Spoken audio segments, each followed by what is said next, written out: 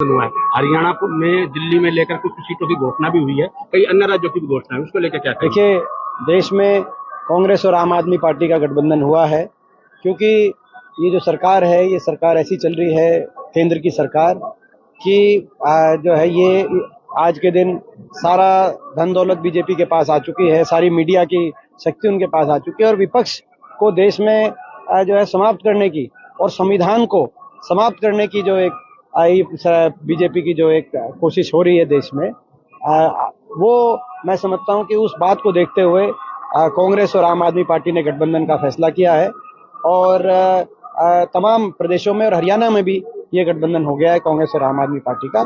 तो हम सारे गठबंधन के रूप में लड़ेंगे। बजट को लेकर क्या कहेंगे? बजट पेश किया गया हरियाणा विधानसभा। कल आखिरी मौका था कि कुछ अपने वायदों को पूरा करते।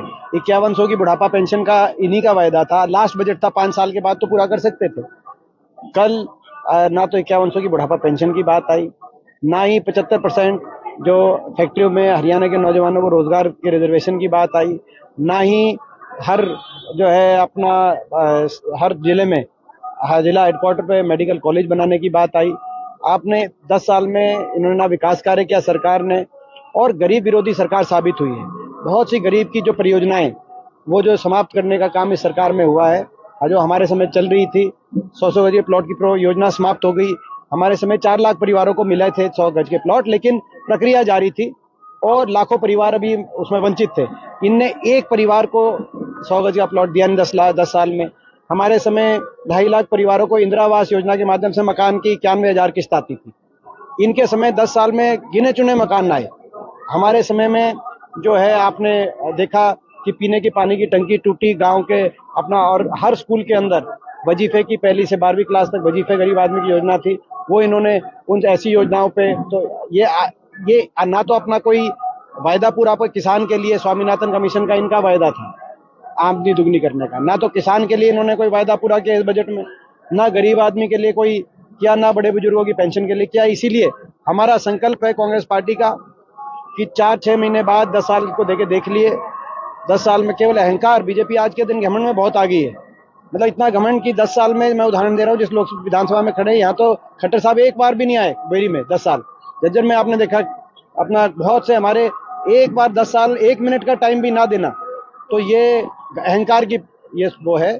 तो ये अहंकार टूटेगा और जो है सरकार बदलेगी, और हमारा संकल्प है सरकार बनते ही 6 महीने के बाद बड़े बुजुर्गों की पेंशन 1 नवंबर से 6,000 बुढ़ापा पेंशन कांग्रेस पार्टी हम करने का काम करेंगे।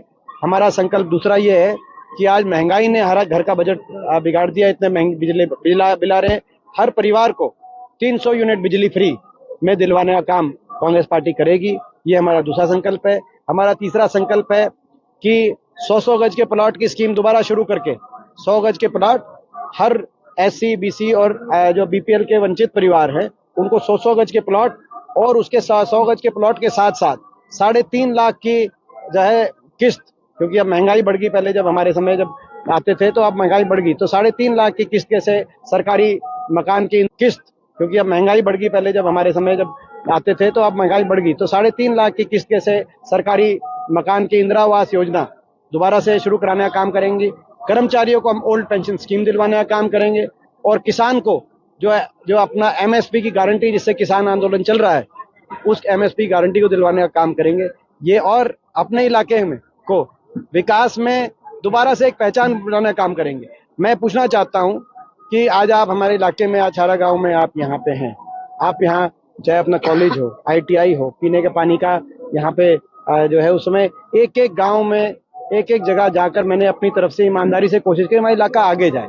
लेकिन क्या 10 साल में चलो आए नहीं, काम तो करा सकते थे क्या? मैं गांव नहीं कहता, क्या पूरे झज्जर में कॉलेज बनाए इन्होंने? क्या मतलब कोई उस समय हमने एम्स बनवाया, नेशनल कैंसर इंस्टीट्यूट बनाया, कहीं भादुगढ़ में मेट्रो आई, रेल की लाइन में, क्या इन्होंने मेट्रो का एक खंभा करवाया आगे? ये सारे प्रश्न हैं। ये एक मौका हरियाणा, तो हम ये हमारा संकल्प है, विकास में भी आगे जाएंगे और हरियाणा प्रदेश को दोबारा नंबर 1 बनाएंगे। दीपेंद्र जी, हरियाणा का पानी जो है राजस्थान को दिया जा रहा है, अब ये एक नई बात और है, वो विधानसभा में वो मुद्दा उठा है, इसको लेके क्या कहेंगे? खट्टर साहब ने 10 साल में एक काम किया है, ये कि बड़ा फैसला जिसे कहते हैं कि हरियाणा का सरप्लस पानी राजस्थान को दिया जाएगा। केंद्र सरकार के जाके समझौता कर लिया। अब हरियाणा में सरप्लस पानी अगर की बात है तो फिर SYL का हम पानी जो मांग रहे हैं पंजाब से इतने वर्षों से, मैं समझता हूँ कि फिर वो पंजाब तो कहेगा कि इनके पास तो पानी हरियाणा को, राजस्थान को देने के लिए भी है। तो ये एक आपने ये समझौता क्या विपक्ष को जो क्या अपना विश्वास में लेके किया है?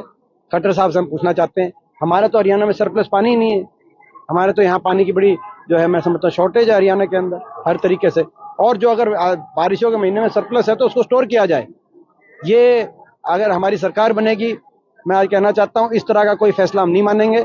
अगर बारिशों में कहीं सरप्लस पानी है तो उसको डैम बना के स्टोर करने का काम हरियाणा के अंदर ही, ताकि उस पानी का यूटिलाइजेशन हो सके जिन इलाकों के अंदर पानी की जरूरत है। और इस तरह का हम जो है बिना पानी के हमारी कमी होते हुए दूसरे प्रदेशों को पानी देने वाली कोई खट्टर सरकार द्वारा, हो सकता है कि केंद्र सरकार से ये दबाव में हो, क्योंकि ये तो केंद्र सरकार के आगे बोलते नहीं कुछ। इनकी ये भी एक ये जो प्रजातंत्र है, ये प्रजातंत्र का गला घोटने का काम केवल विपक्ष की आवाज दबा के नहीं करते, अपनी पार्टी के अंदर भी ये जो है ना मैं समझता हूँ जो है कोई किसी को बोलने का कोई अधिकार इनका बचा नहीं है। असम में मुस्लिमों के अंदर बाल विवाह रोकने के लिए कोई कानून था उनका, मुस्लिम विवाह पंजीकरण, उसको जो है रद्द करने का ये हमारा कोई मुद्दा नहीं है।